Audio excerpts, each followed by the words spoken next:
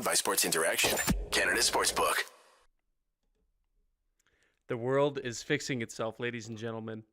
Conrad pointed this out on Twitter to me when he tagged me in a tweet. Something about the Earth's core moving in a different direction. I didn't know that was possible. I'm not a science guy. I'm a sports guy. I build houses on the side. I didn't know the Earth's core could shift the way that it allegedly is right now.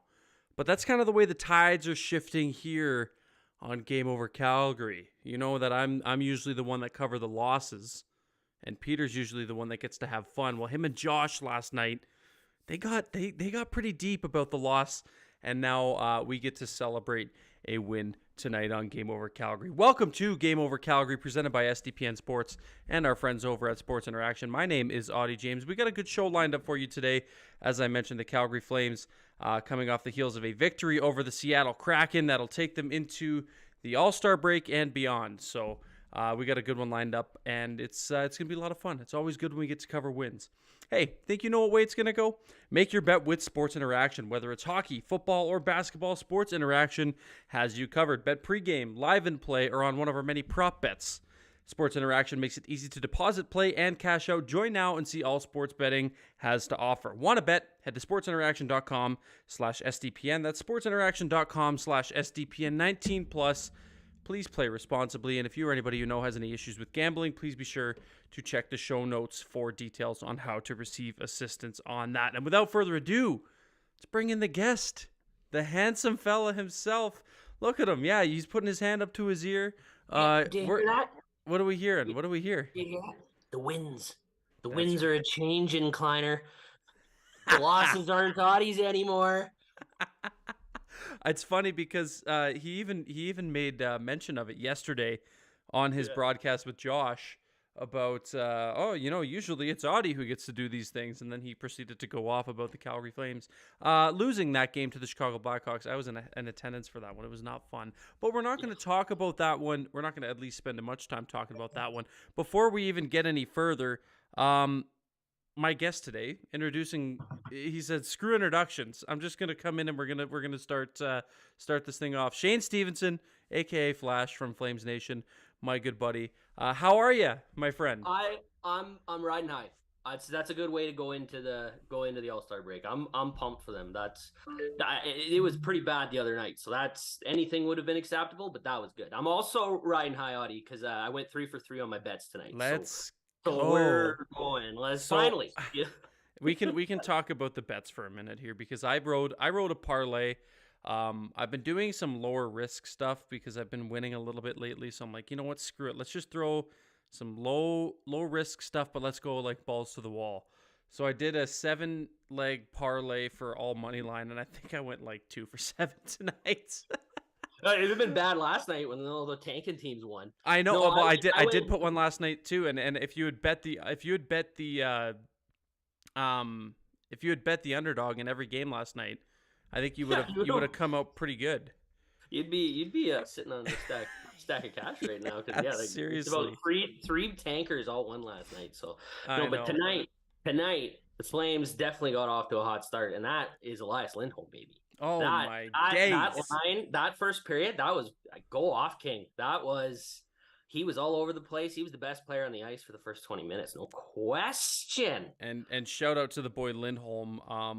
I don't know if she's watching. She's probably laying up in bed reading a book or watching like Too Hot to Handle or Love Island or something. But my fiance Hannah won Flames' first goal, so everybody congratulate Hannah because she won us tickets to go to the game. Against more tickets for Auddie. Yeah, more tickets for Auddie to see the Detroit Red Wings. So we're excited for that one. It's funny. I got a quick little segue. So she's won it before, and she's like, "Oh my God, I picked Lindholm. Like, this is great. Like, let's see if I win." And I'm like, "You've already won. There's no way you're gonna win again." And she was like, "Ha, fuck you. I won again," and blah blah blah. And she almost didn't even want to take me. So I'm glad that it's fair punishment. It is definitely fair. But yeah, we're happy for that. But we're happy for Elias Lindholm, who was in on all 3 first period goals. That first line was fun. Mm-hmm. I know you put a tweet out about it, about Dubé, Lindholm. The 3 of them working well together. They used their speed. Yes. I think Pelletier alone, and starting his speed alone is kind of up in the pace of everybody else. I mean, the coach noticed it. He's already playing top 6 minutes, and he earned it. It took him like 3 games. So, Yep.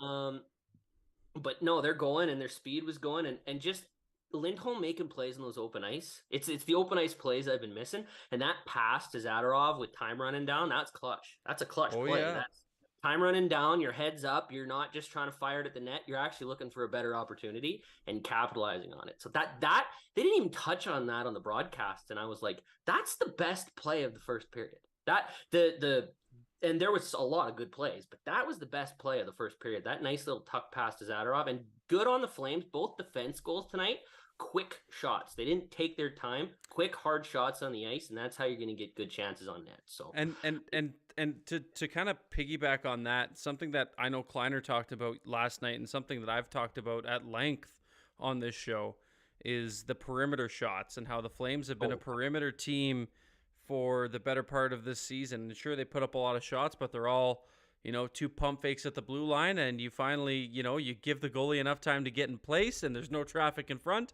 and it's right in the breadbasket. And that's it's so low percentage. Too. yeah, like you're lucky to get one a game even off tips. Two is a luxury.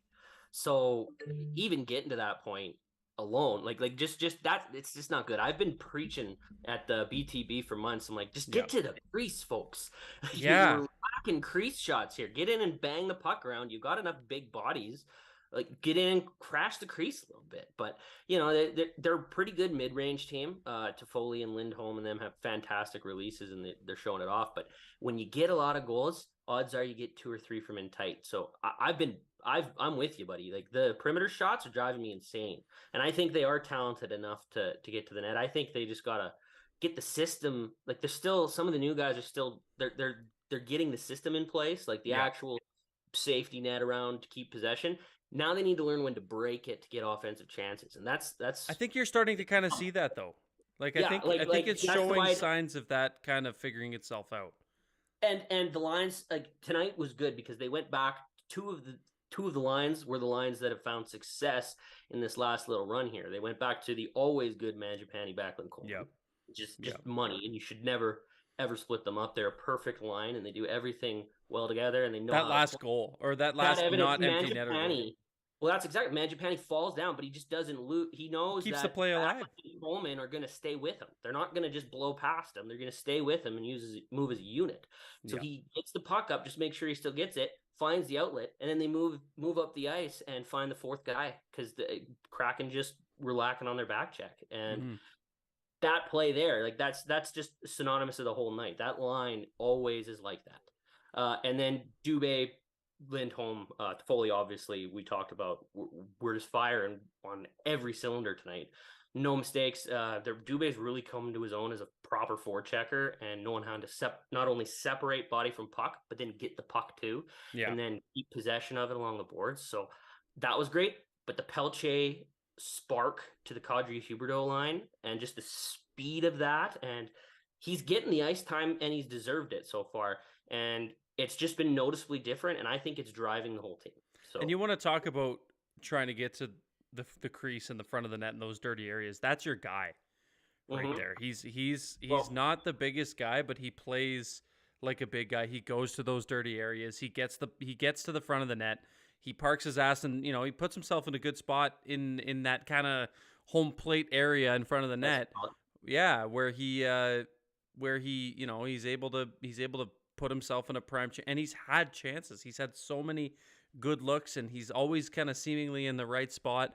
Tell me more though. Tell me more about Pelletier, man, because this is I'll preface with this. This is the part, like, having you on the show and finally having you on, because we've had you booked in for a while, is exciting, because I finally get to see if the eye test matches what everything else is saying, because you're very much numbers oriented, and that's great, and you've helped me so much understand that stuff. But I'll always default back to, oh shit, like, he looks like he's playing well, right? Whether the numbers say it or not, I think it looks like he's doing well. But if the numbers back up what I'm seeing, then maybe It's that's a good thing. watch a lot of the numbers we post are group numbers. Yeah. They're used in conjunction with how the line did or how all 5 people on the ice did. And that's typically how a lot of the base evaluation is done. When you look at high danger chances, it's not necessarily if your marker was 5.8 high danger chances on the night. It doesn't mean you got 5.8 chances.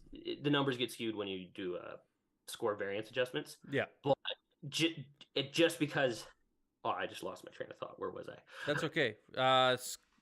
The numbers matching the eye test. Oh, and yeah. So just because someone could be going, like a lot of the times with the Kadri Huberdeau Lucic combination, Kadri was going. Kadri has a nice little pop of speed. Really good at getting the puck into the zone at least, and so they can attack. But some nights his numbers were faulty. But I'm like, to me, when I watch, I'm like, well, that's no fault of Kadri that night. His numbers are going to hurt because his whole line as a whole did bad, which is why it's really important to make sure you do watch the games. And I make sure, for me, like I love using numbers, but if you're going to do it seriously, you really do need to watch, because sometimes you can clearly see if someone's dragging down a line and affecting those numbers. So I really, that's why it's very important to make sure you watch too. But getting back, we were on Pelletier to start there. His pop. I really noticed it in the second game off the faceoff. He's just the first to move. And a lot of the times that meant he was the first to the puck, which meant the Flames got possession. And he's not one to give it away real quick unless he's in trouble. And if he was, he's making the safe play and just trying to get it behind the net, regardless of where he is on the ice. So he's playing it safe, but he can play it safe at a high speed, which is what the Flames roster was lacking a lot of outside of Dubé. And they're getting it in spades right now. So yeah. That alone, that in the second game, he was only playing 6-7 minutes a night then. And then the other night, as soon as it didn't go well in the first period, he got a promotion and he got to play with that adjustment. The fixer, right? Backlund. And, he did well, but it wasn't driven by Backlund being a safety net. It's him playing good hockey. And I don't think Mitch Love's endorsements were pretty bad. I mean, Mitch Love's proven himself to be a fantastic AHL coach, and if he says Pelletier's ready, which he's talked about, all signs are showing all the times. Yeah, and you know what? Daryl's not going to give a guy that much ice time unless he already sees it and trusts him, especially in a game that close against a divisional rival that close. So I do have to check the shift chart, just to double see if he. Yeah. You know what? You clearly, but do that. Pull that up, because I actually want to bring up another. I do all this stuff before I do my post game breakdown usually. But I know. I just come have a drink and party with Auddie real quick. For all that and more, check out Beyond the Box Score. We'll get to that later though. But yeah, pull that up, because I do want to stay on the topic of Pelletier for a minute. But shout out to all 40 people watching so far. It's 11:05 local time right now. It was a late one. It's a Friday night. We're bumping. It's a good time here over on the SDPN Sports YouTube channel for Game Over Calgary. But shout out to all 40 of you watching. Be sure to hit the like button. Help the algorithm boost up.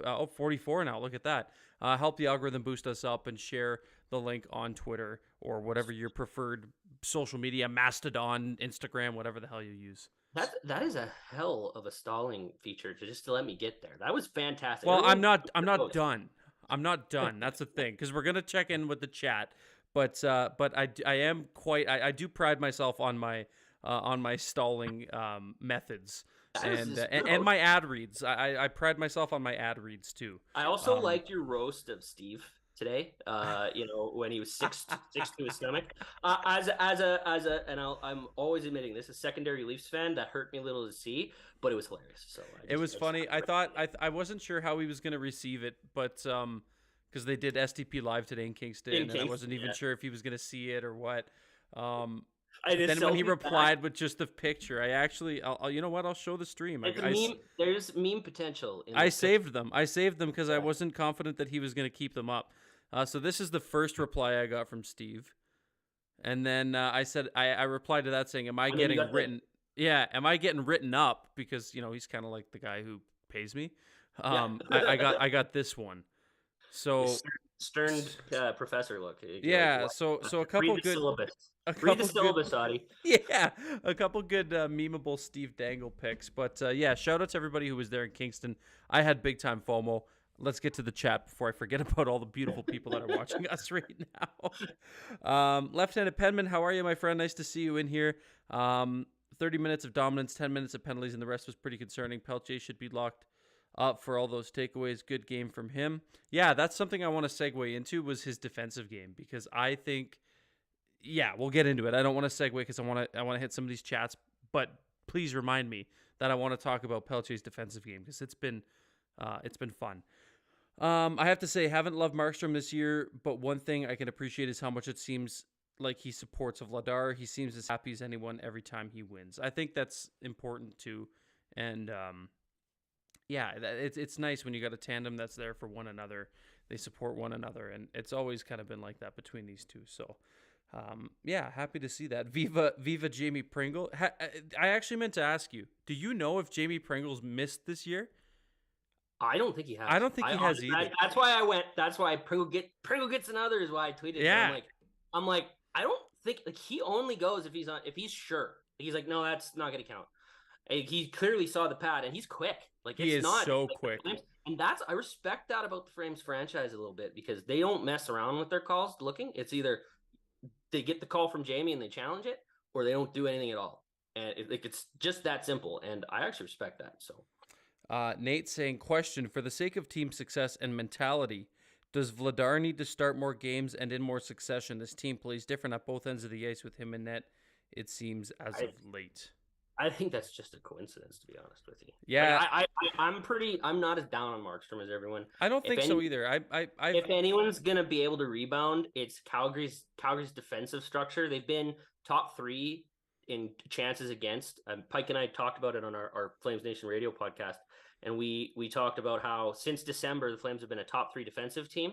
And if you want your goalie to rebound, that's what you need. If you're letting in the bottom 10th of the league in high danger chances against, you're just leaving your goalie out to dry. There's no chance he'll recover. Markstrom's in a good spot to find that recovery streak, and they've still got lots of traction. And in the meantime, yeah, Nate, you absolutely got to run the guy who's on a franchise record point streak. Yeah. Like, you have to. Like, it's just kind of ridiculous at this point if you don't. Like, run him till he loses in regulation. I still think they probably do Markstrom out of the All-Star break and then Vladar, and then I don't really know what, but... Because they go out east, right? And they're going to play... Yeah. They're going to play some... it should be an interesting little Eastern road swing that they got. Because who do they get? But it's 9 days. It's 9 days between games. Yeah. So it's a good little reset for everybody not named Nazem Kadri. But yeah, it should be like the All-Star break. I think a lot of players look forward to if you're not participating. So, sorry, just a few more before we move along here with our good friend Shane over from Flames Nation. Avery stopping by saying games like this are why Mountain Time are put the little greater than sign Eastern Time. And that is correct. As someone who formerly lived in the Eastern Time Zone up until 8 years ago, I very seldom watched the late games because it's 1 a.m. in Ontario right now. Yeah. And that's ridiculous. Absolutely nuts, dude. And at that time, who was staying up till 1 a.m. to watch the Flames on the Eastern Time Zone? Not me. Was it worth it? It was not worth it. No, it was not worth it. You didn't need to tune in all those years if they were playing in Anaheim late because you knew they were going to lose. No, just horrible. Nate saying, following that up with, babe, wake up early. Shane is giving a sneak peek at tomorrow's Beyond the Box score on Game Over Calgary. PTV, baby. All right, we'll table it there, and we'll get back to some of the chat momentarily here as we continue along the Calgary Flames post-game show. Game Over Calgary, the Flames beating the Seattle Kraken tonight in Seattle, heading into the All-Star break. Shane Stevenson from Flames Nation with us here. Okay, so what I wanted to talk about with you as we brought it up in the chat, or someone brought it up in the chat, and I wanted to table it, was the defensive game from Jacob Pelletier. Like what do the numbers say? Like is it as good as it seems? Because I feel like he's hard on the back check. I feel like he forces a lot of turnovers and he's got a lot of takeaways. Like from what I can see, he's am I way out to lunch or what's it saying? No, he's been on the pot 4 games now, I believe. 4 games. And again, small sample size. Yeah, but he's been on the positive side of all the metrics every single night. So there's four that I really like to look at. I like to look at Corsi Fenwick percentage just for sheer amounts of, okay, how many shot attempts were you out there for? Yeah. For people that don't know what it is, it's all shot attempts taken, whether they're hit, they hit a shin pad, hit a stick and deflect, hit a post. It's everything. And then I look at scoring chances, and that's just stuff that hits the net. So not posts, not blocks, but that's everything. It doesn't take in consideration from where they are on the ice. Then I look at high danger chances because, and this is where I really tell a story. And this is where you've seen the Flames have super high shot attempts and they consistently were losing the high danger chance battle. They're not getting enough dangerous chances, but that looks as a team that looks different lately. And then I look at expected goals because it's a really good measure of quality. It can be skewed a little bit when you have super high shot attempts, of course, fan percentage, but not enough that like you could take 3-4% off and be like, okay, that's probably where they really are at in terms of being. Pelletier himself positive on all four fronts, so he's helping his line get the majority of the attempts. He's not seeing very many come back his way because he's always got the puck. He's been fantastic, and I really want to check all three zones when I get a big enough sample size. 4 is too small, but his neutral zone play has been fantastic. He's always back. He's the first guy ready to cover. He's almost as defensively responsible as like a center, which is what you really want. Someone gave him, I can't remember who on Twitter gave him a compliment. I think it was Pike, my boy Pike. Yeah, it might have been. Someone said he compares him to Dubé and Mangiapane. I see more Manj in him than I see Dube. He's got the speed of Dubé and the tenacity of Mangiapane, which is good. I take that combination in any NHL player. Mm-hmm. So, just if you watch how he uses his edges on his forecheck alone, that's why he's not giving the defenders time to actually think about their decisions. And the system Calgary plays as a whole aids that, but he's using it to his strength. So it's what I don't see him going anywhere anytime soon. I think he's already pretty much locked into the lineup for a little while based on that play. Now they might send him back. I don't know if I was just going to say with the All-Star break, I think I'd there's 2 Wranglers games but between now and when the Flames pick back up. Yeah, So, just for a little of let's keep you hot, let's keep you running. And then when you get back, you'll still be hot and running, and you can still spark us into the. And what is it? And there's cap implications. There's cap implications for it too, right? Well, they save Pike more money. kind of broke it down. If you do ever get to a point where you should add, I don't think they're there yet for what it's worth. It's too wide open, and that means you could win just as much as you can lose right now in the Pacific Division. But I don't think they should add yet. But if you can ride this spark for another couple, 3-4 weeks, you might be in a position where you can add rental at the deadline. So he's been fantastic. There's no reason to take him out. I love the youth. I think you should get him, Ruzicka, and Dewar in the lineup somehow. Yep. No disrespect to the older guys. You could just give them a night off. Try it. It's not going to be much of a point now. They all get 9 days off. So rest even more. Just kind of out of the door. So, but his tenacity on the forecheck is actually the biggest asset to his defense because he's causing the defenders, these NHL defenders, some of them are very experienced, to make these turnovers up the neutral zone, and that's really what helped them get such good chances tonight. They just need to get a little more chemistry between him and Huberdeau on where Huberdeau wants to pass it versus where Pelletier is going to be. With time, that's going to get there. That'll happen. That's not going to happen in one game. It'd be lucky if it did, and they're both skilled enough that if it happened, it'd be like nice. But the three of them still need to work together. Kadri and Huberdeau have their own kinks; they still need to work out a little bit. So, but you hope Pelletier can be that puzzle piece that fits right. And if they do, then they've got 3 lines that they can just rely on and roll, which makes them even more dangerous down the stretch. So yeah, absolutely, great points, and this is why I love having you on. So much information to absorb, and don't you worry, there, Flames fans. This won't be the last time we see Shane. We're getting some notifications on Twitter, the two of us, people tagging us and stuff right now. We're being watched on a 4K TV, a few 4K TVs. If that's the case, I really apologize for the right side of your screen. The guy with the black backwards hat, Under Armour hoodie, and the pimples all over his nose. It's been a rough, it's been a rough little breakout for the kid here. I gotta get some cleanser going. My freaking Yeah, skin rub is some, breaking out again. you gotta rub some dirt on it. And then Yeah, it'll rub get- some dirt and coffee grinds and whatever.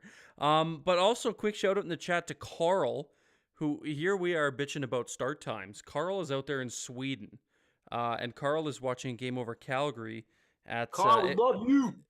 4 a.m. start for the game, and Carl is now in the chat hanging out with all of us watching Game Over Calgary. So it's people like that. We appreciate you, Carl. We appreciate everybody else in the chat as well.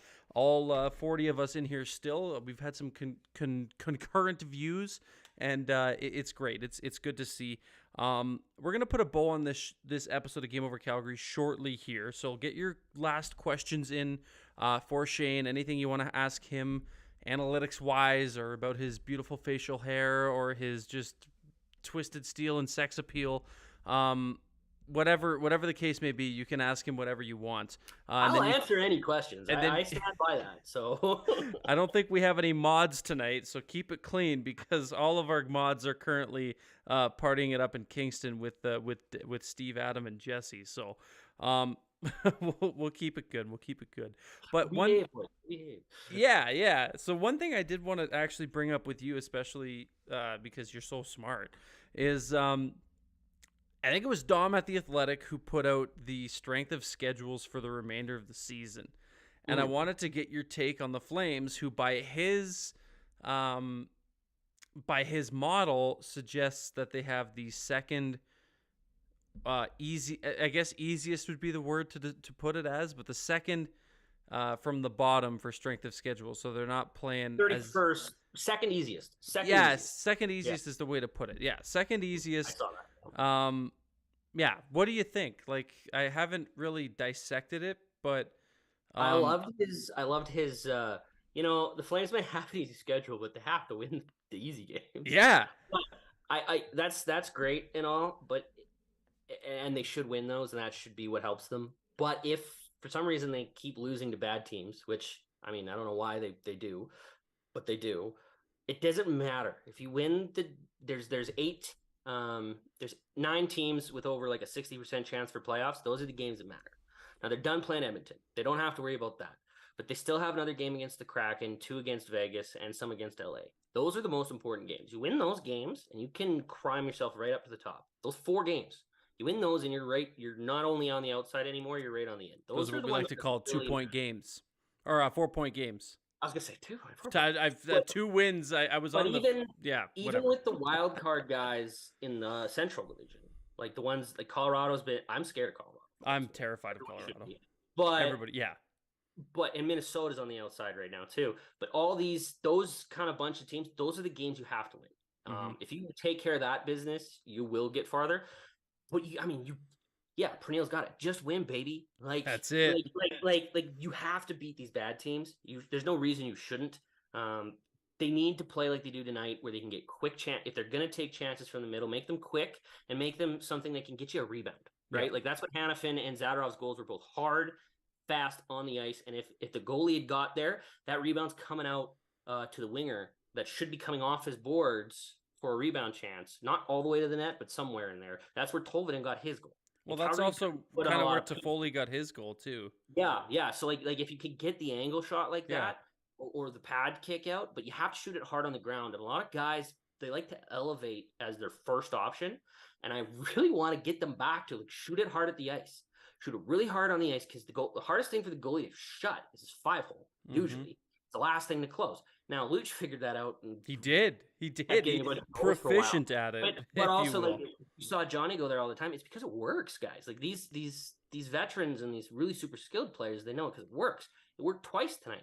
Stop trying to roof it all the time on the rush and just take a good shot and get a rebound. And I think that's a lot of the times they overpass. Get into the slot, just get a good shot. Like, you take enough perimeter shots. If you have a shot between even the hash marks on the top of the circle, take it. Take it dead on, shoot it right at his pads, not his chest, and try and create some havoc. They need to do that a little bit more. Yeah, no, and great points. I wholeheartedly agree. And you know what? A lot of people in the chat agreeing. And Pernille, I'm pumped to see you, Pernille. I got to meet Pernille last night at the game. in passing, it was funny. We put it in the group chat. Oh, Pernille's like, where you sitting? I said where I was, and I didn't look at the group chat. But I went down to, because my dad was at the game, I went down to see him and have a beer. And who walks right in front of me? Pernille. So I'm like, Pernille. And he's like, oh my God, Auddie. And we said hi. And I introduced him to my dad. And he got to meet the whole family. But it was great to see Pernille. But as we put a tidy little bow on this episode of Game Over Calgary, there's a few comments after I put out a final call for questions and all that stuff. One from just some dude named James Johnson. Never heard of. His name sounds so familiar. Can't just quite put my finger on it. I think I might have met him once. Yeah. I feel like not the most memorable guy. Anyways, he says, tell Shane I think his facial hair is immaculate, which... Oh, I remember him now. Yeah. I remember him. Yeah. And tell Auddie he sucks. Yeah, I don't remember that guy. No, I'm just kidding. Yeah, He never said I that. know. He's a good guy. Yeah. And Nate wants me to compare who's got the better beard, him or you. I'm not going to go there because I don't want any... You guys are both my friends. Here's the thing. We live 3 blocks from each other, so no matter if you answer that, if you just don't answer. That's what I'm going to. I don't want him to come fight me. I have stuff to do. I don't need a black guy. No, I don't need him gloating either. Like he can just no. I'm on his TV right now, so he's getting this in full motion. Hey, just stay home. Yeah, like you don't need any more Shane, man. Just like take it in 4K. It's as clear as it's gonna get, and you don't need to worry about it. I tweeted out a picture of my dad a few weeks ago. He looks like Paul Bunyan. I saw it. Yeah, I saw it. It's huge. So the answer is genetics. That's what I'm saying. I'm shout out to my old man Robbie.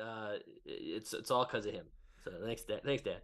I'm half Italian, and I can't even grow like I've got hair everywhere else on my body. I'll be the first to admit it. I've got a man sweater, but can't like it's still a little patchy. I'm trying. My goal is by the wedding to try to have something not full and long, but like consistent, you know? Oh, my dad had a perv stash when he got married back in I think it was the 80s. You know what? I would be not getting married if I had that. Oh man, you've met my fiance. They're hilarious. Yeah. She would not be okay with the stash. She barely liked it when I put on a little cookie duster with Just for Men's for Movember, but I had to do it. James says, I hear, yeah, you replied to it there. Shane's middle name is Vibes. Yeah, Conrad, happy birthday, by the way. I didn't come. It was yesterday. He was at the game, and that was his birthday. His birthday celebration was to see them lose that game. So I feel horrible. I feel horrible that he had to witness that on his birthday. I believe so sad. 30th birthday, if I'm not mistaken. So happy birthday to our friend Conrad, loyal friend and great AJHL broadcaster as well. Calgary Canucks, Okotoks Oilers, among other teams that he covers. Me, I'm just a Drum Dragons guy. You are a... Go Bandits! That's it, yeah. Brooks Bandits. Go Bandits. You had to pick the team that had both the Makars. Well, I mean, I'm from Hanna, right? Hanna, Alberta. Mm-hmm. Home of the great Lanny. Love Lanny. Home of Jim Nickelback. Nell, you know, Uncle Chad. Yeah, he's not actually my uncle. But you know, we played hockey growing up. We hated Drum. I'm sorry, Drum. That's fair. No, that's fair. That's so fair. The next closest team is the Brooks Bandits, and we'd go down there and occasionally watch them, and you know, and then they're always good. Auddie, you would know that they're always very good. So they are it's good. Very easy to jump on that bandwagon. They are perennial winners. That's for damn sure. They clinched like 3 months ago in the playoffs. Yeah, the season started, and they actually raised. They had an X beside their name already when the season started. Hey, this has been great. We're gonna wrap it up though. 3 minutes left in this call, and again, I got to talk to that Steve guy about getting Zoom Premium so I can go a little bit longer on these things. Shane, this has been fun, my brother. This has been a lot of fun. It's been great. Everybody's enjoyed it. Shout out to everybody who's watching. But the floor is yours to tell people what you're up to and where they can find you. Right now, every single day after a Flames game, flamesnation.ca, Beyond the Box Score, that's my little baby. I track every single Flames game, look at the advanced stats from Natural Stat Trick. I put charts in from Hockey Viz, and just give everyone a rounded kind of number summary. But I also add a ton of like hockey insight, like actual strategy and suggestions for what I feel could help them play stronger. So I do add a lot of analysis into the numbers to try and mix them and find a nice blend. I call it hockey translating.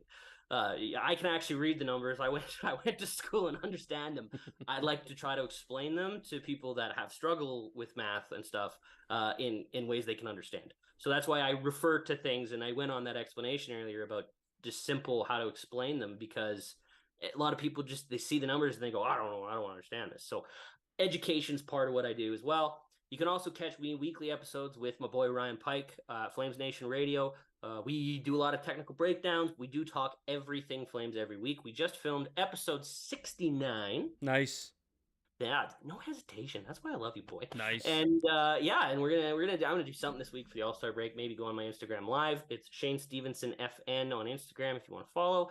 Twitter is where I do most of my work at @flash_33.